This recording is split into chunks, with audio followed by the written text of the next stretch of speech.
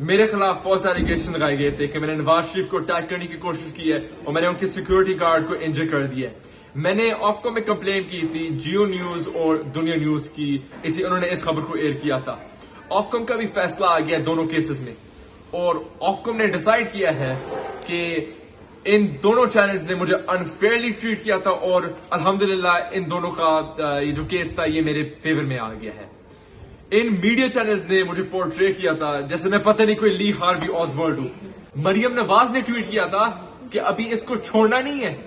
मेरा क्या क्राइम था? ये लाइफ चेंजिंग एलिगेशंस थे।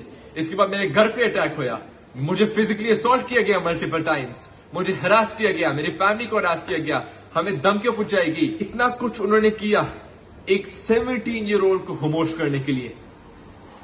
लेकिन रिजल्ट फिर भी होया कि all the corrupts versus 1 17 year old, ये